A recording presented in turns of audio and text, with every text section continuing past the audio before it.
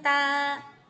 네, 오늘은 물과 운동 에너지는 어떤 관계가 있을까에 대해서 알아보도록 하겠습니다.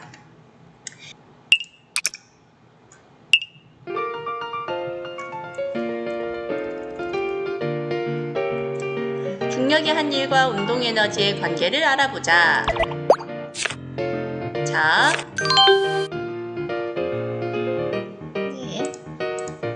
물체를 높은 곳에서 가만히 놓아 물체가 자유낙하를 하면 중력이 물체의 한 일이 물체의 운동 에너지가 된다고 합니다. 중력이 물체의 한 일, 이것이 운동 에너지가 된다고 하네요. 그러면 중력의 한 일과 운동 에너지를 비교해 보도록 하겠습니다. 중력의 한 일은 9.8 질량에다가 높이 곱한 것이 되겠죠. 운동 에너지는 어떻게 되는가요? 2분의 1 질량 곱하기 속력의 제곱, 이렇게 나온다고 합니다. 중력의 한 일과 운동 에너지는 서로 양이 같다. 왜냐하면 따라서 전환되기 때문이라고 합니다. 자, 어떻게 달라지는지 한번 보도록 하겠습니다.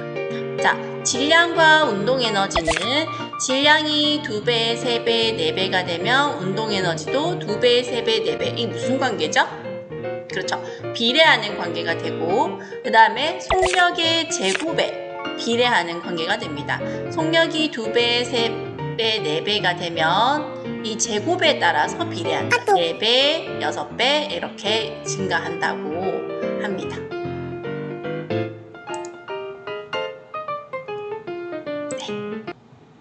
어떻게 이해가 잘 됐나요? 네. 자, 그래서 그림과 같이 물체를 높은 곳에서 가만히 놓아 물체가 자유낙하하면 중력이 물체의 한 일이 물체의 운동 에너지가 됩니다. 이때 물체의 질량이 2배, 3배가 되면 운동 에너지도 2배, 3배가 되고요. 속력이 2배, 3배가 되면 운동 에너지는 4배, 9배, 즉 질량과 속력의 제곱에 비례한다라고 줄 끄시면 되겠습니다. 여러분, 여기 어디예요? 네, 과학실이죠? 네, 이제부터 과학실에서 한번 촬영을 해볼까 해요. 어떻게 오고 싶어요, 여러분? 자, 그래서 여기 그래프 아까 설명한 내용이고, 질량이 m인 물체가 다니는 킬로그램입니다. 속력으로 V의 속력으로 운동할 때 물체의 운동 에너지는 다음과 같아 해서 2분의 1 질량 곱하기 속력의 제곱 2분의 1 mv 제곱이 되겠습니다. 자, 그러면 이 탐구를 통해서 정말로 일과 에너지를 비교해보자 라고 나와 있는데요. 이거 한번 보도록 할게요. 자, 요거 우리 어떤 반에서는 했고 어떤 반에서는 안 했어요. 우리 근데 모든 반이 요 속력 측정기 하는 방법은 여러분들이 한번 해봤을 거라고 생각을 하는데, 자, 자유낙하하는 물체의 일과 운동 에너지에서 어떻게 하는 건지 같이 한번 보도록 하겠습니다. 자, 정말로 중력의 한 일과 운동 에너지가 같을까라는 것인데요. 쇠구슬의 질량을 측정한다. 쇠구슬은 여기에 선생님이 뒤에 준비를 해놨어요. 쇠구슬의 질량은 저울에 놓고 측정하면 되겠죠? 저울에 다니는 그램이기 때문에 킬로그램으로 바꿔줘야 됩니다.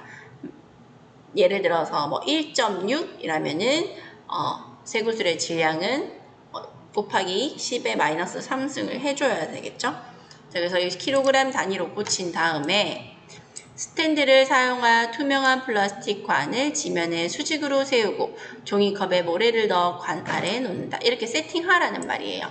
이렇게 세팅. 그래서 여러분들 요거는 다 이용을 해봤죠? 자, 여기서 이렇게 이게 바로 속력 측정기 되겠습니다.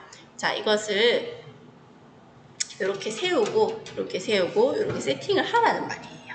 그죠? 그 다음에 여기 끝에서 놓는 지점부터 여기 속력 측정기 중간까지 센치를 또 잽니다. 자로 재면 되겠죠? 그런데 여기서는 또 마찬가지 미터, 단위니까 센티미터를 미터로 바꿔주는 역할을 또 하셔야 됩니다. 그 다음 속력 측정기를 켜고 0점에서 쇠구슬을 떨어뜨려 속력을 측정한다. 3회에서 평균을 내라고 했어요. 자, 그래서 여기 스타트 버튼을 누르고 여기에서 떨어뜨리면 여기에 바로 속력이 나타나요. 지금 2.09m/s 라고 나오죠. 그래서 이렇게 해서 질량을 측정을 한 다음에 평균을 냅니다. 왜 평균을 내냐면 오차를 줄이기 위해서 여러 번 실험하면은 오차를 줄일 수 있겠죠. 자, 그래서 이렇게 하고요. 계산을 해보면 아마 계산한 반이 있을 건데 어쨌든 이렇게 해서 측정을 하면 어떻게 되는지 우리 책에서 한번 같이 보도록 할게요. 책에는 쇠구슬의 질량은 0.11kg이고요.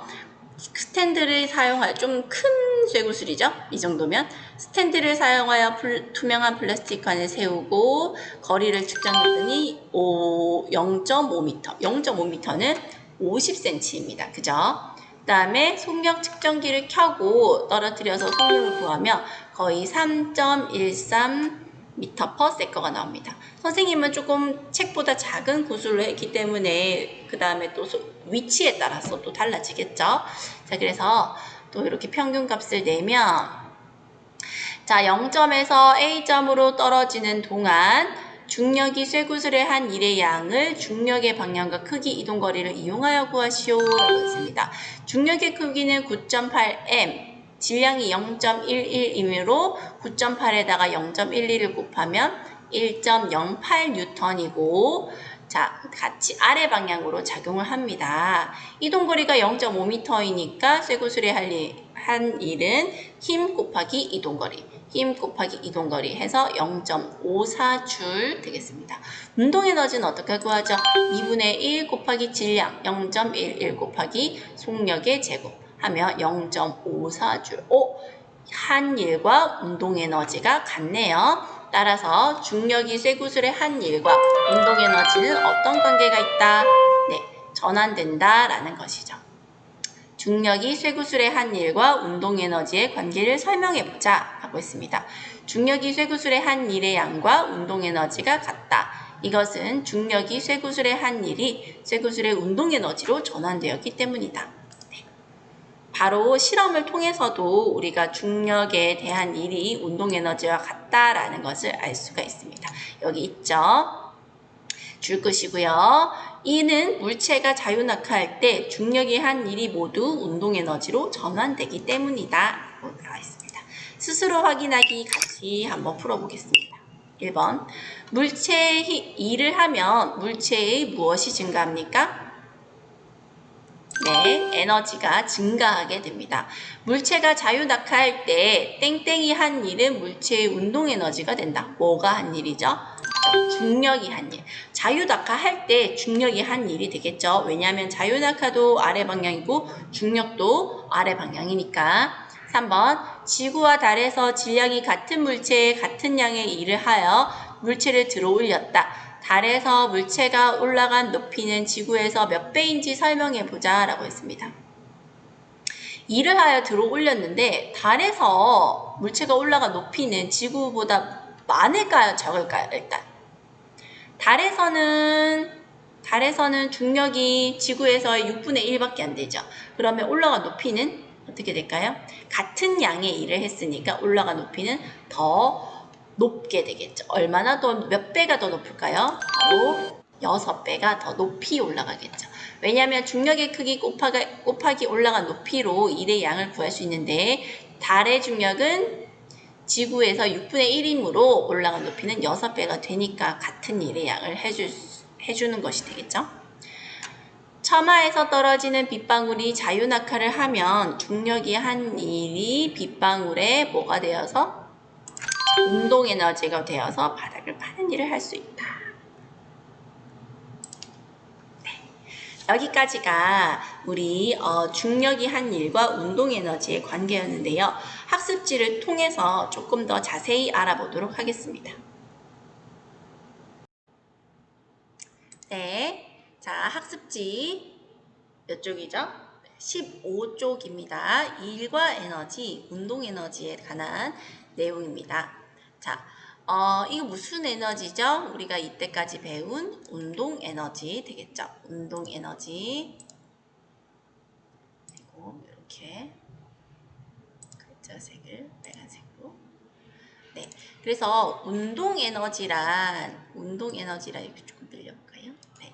운동 에너지란 운동하는 물체가 가진 에너지로 단위는 무엇을 쓴다고? 단위는 에너지의 단위인 줄을 쓰게 되겠습니다. 줄. 그리고 줄. 자, 그래서 운동 에너지와 일의 관계. 운동하던 수레가 나무도막에 부딪히면 나무도막을 밀고 가는 일을 할 수 있다. 운동하는 수레가 나무도막에 부딪히면 이 나무도막을 밀고 가는 일을 할 수가 있는 거죠. 운동하던 수레니까요. 수레를 밀어주는 일을 하면 수레는 운동 에너지를 가집니다. 그렇죠? 일을 하면 운동 에너지를 가집니다. 수레의 한 일이 어떨수록 큰 운동 에너지를 가질까요? 네, 많을수록 당연히 큰 운동 에너지를 가지겠죠. 운동 에너지를 많이 가지는 물체의 예는 바람, 움직이는 자동차 되겠고요. 운동 에너지의 크기, 질량과 운동 에너지의 크기. 운동하는 물체의 질량이 클수록 운동 에너지가 클까요? 작을까요? 질량이 클수록 운동 에너지는 크다라는 것을 알 수가 있습니다. 그 다음 질량이 2배, 3배가 되면 운동 에너지의 크기는 2배, 3배가 됩니다. 그죠? 그런데 운동 에너지와 속력의 관계 한번 보도록 하겠습니다. 물체의 속력이 어떨수록 이것도 클수록 운동 에너지는 크다라고 할 수 있습니다. 하지만 질량과 다르게 속력이 2배, 3배가 될 때 운동 에너지의 크기는 4배, 9배 어떻게 되죠? 네, 제곱에 비례한다는 것을 알 수가 있습니다. 그래서 운동 에너지는 2분의 1 곱하기 뭐예요? 네, 질량에다가 그 다음 어떻게 되죠? 속력의 제곱에 비례한다라는 것을 알 수가 있습니다. 여기 없네요. 써야겠네요. 속력의 제곱. 이 제곱은 이렇게 쓰면 안 되고 위첨자로 써야겠죠? 위첨자로 이렇게 써주시면 됩니다. 속력의 제곱에 비례한다라는 것을 알 수가 있습니다. 자, 그러면 우리 문제를 한번 풀어보도록 하겠습니다. 4번까지 있는데 여러분들이 한번 풀어보시고 그 다음에 같이 풀어보도록 할게요. 일단 잠시 멈추고 5분 동안 여러분들이 꼭 풀어보시기 바랍니다.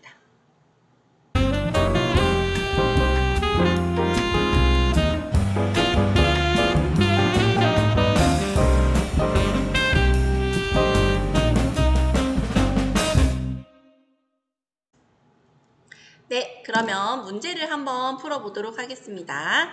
자, 1번. 질량이 1kg인 공을 굴렸더니 공이 4m/s의 속력으로 굴러갔대요. 이 공의 운동 에너지는 했습니다. 운동 에너지는 우리가 K, 키네틱 에너지라고 쓰는데 어떻게 하나요? 2분의 1 곱하기 m 곱하기 v제곱 되겠습니다. 자, 그러면 질량이 1kg이니까 2분의 1에다가 1 곱하기 v제곱, 속력이 4m/s. 4 쓰면 될까요? 안 될까요? 안 되죠. 4의 제곱 이렇게 써야겠죠. 그러면 얼마나 됩니까? 네, 바로 4, 4, 16에 나누기 2하면 8줄. 그래서 정답은 8줄 3번이 되겠습니다. 그 다음 2번. 그림은 운동하는 수레가 책 속에 놓인 자와 충돌한 후 자의 이동 거리를 측정하는 실험 장치를 나타낸 것이다. 자, 수레의 질량과 속력을 각각 2배로 했을 때 차가 이동하는 거리는 처음에 몇 배가 될까라고 했습니다. 자, 질량을 2배로 하고 속력을 2배로 한대요. 자, 그러면 처음 거리는 어떻게 됐을까라고 하는 것입니다. 자, 여기 조금 잘렸는데. 자, 우리가 운동 에너지 전부 일을 하는데 쓰이는 거예요. 그죠? 일의 양, 일을 하는데 쓰이는데 운동에너지는 2분의 1 곱하기 m 곱하기 v 제곱이고 그 다음에 일은요 F 곱하기 S 되겠죠. 그런데 여기서 여러분들 일단 얘가 이 운동 에너지가 다 이렇게 마찰력에 대해서 일을 하는데 쓰인다는 말이죠. 그러면 얘들아 여기 보세요. 자, 이거는 어차피 마찰력은 변화가 없어요. 그죠? 이 자와 책 사이의 마찰력은 변화가 없어요. 그러면 이 이동하는 거리가 달라지겠죠. 얼만큼 달라지느냐? 이 운동 에너지가 증가하는 만큼 이동 거리가 달라지겠다 이 말이죠. 그럼 얘가 얼만큼 달라졌는데요? 질량이 2배가 된다고 했고 속력도 2배가 된다고 했어요. 2배라는 것은 뭐죠? 2배. 자, 2배가 됐으니까 얘의 제곱에 이렇게 비례한다는 것이 되겠습니다. 그럼 총 몇 배가 됐나요? 2 곱하기 2는 4. 총 8배가 증가하게 되는 것입니다. 운동 에너지가 8배가 증가하니까 당연히 이 일의 양도 8배가 증가해야 되는데 그러면 이동 거리도 몇 배가 증가한다? 8배가 증가하게 된다. 그래서 정답은 4번이 되겠습니다. 하실 수 있겠나요? 네. 자, 그러면 어떤 자동차가 30m/s의 속력으로 달리다가 브레이크를 밟았더니 멈출 때까지 3m 이동했대요. 이 자동차가 60km/h의 속력으로 달리다가 자, 속력이 지금 몇 배가 됐죠? 2배가 됐네요. 브레이크를 밟는다면 멈출 때까지 이동한 거리는 몇 미터인지 쓰고 그 까닭을 서술하세요 했습니다. 속력이 2배가 됐으니까 지금 이 멈출 때까지의 거리를 우리가 뭐라고 하냐면 제동거리라고 합니다. 제동거리는 몇 미터가 될까요? 아까 전에 문제랑 똑같은 문제예요. 속력은 2배가 됐으니까 운동에너지는 4배가 증가하겠죠. 그럼 이동거리도 4배가 증가하게 됩니다. 그럼 3m의 4배가 뭐죠? 바로 3m의 4배, 4, 3, 12, 12m가 되겠습니다. 자, 정리를 해보면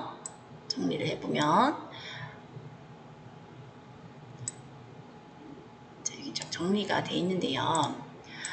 운동 에너지가 2배가 되면 속력이 2배가 되면 운동 에너지는 속력의 제곱 이거 조금 고칠게요. 속력의 제곱에 비례함으로 운동 에너지는 4배가 됩니다. 여기까지 이해되셨나요? 그러면 따라서 멈출 때까지 이동한 거리도 4배가 되어 12m가 이동한다라고 합니다. 그래서 이동 후 멈추게 된다라고 하는 거죠.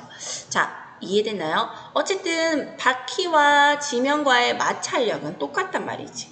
그러면 우리가 변할 수 있는 건 바로 뭡니까? 이동 거리가 됩니다. 그렇죠? 그래서 12m 이동 후 멈추게 된다는 것입니다. 자, 그 다음 4번. 운동에너지와 질량 및 속력의 관계를 나타낸 그래프로 옳은 것은? 이라고 했습니다. 요거는 우리 책에 나왔네요. 뭐죠? 질량과 운동에너지의 관계는 기억. 속력과 운동에너지의 관계는 뭐죠? 속력의 제곱에 비례하는 리을. 그래서 답은 2번이 되겠습니다. 네. 여기까지가 우리 운동에너지에 관한 이야기였고 다음 시간에는 우리 이 단원을 한번 정리해보는 시간을 가지고 그 다음에 실생활에서 위치에너지와 운동에너지가 어떻게 변하는지 한번 알아보도록 하겠습니다. 네, 안녕.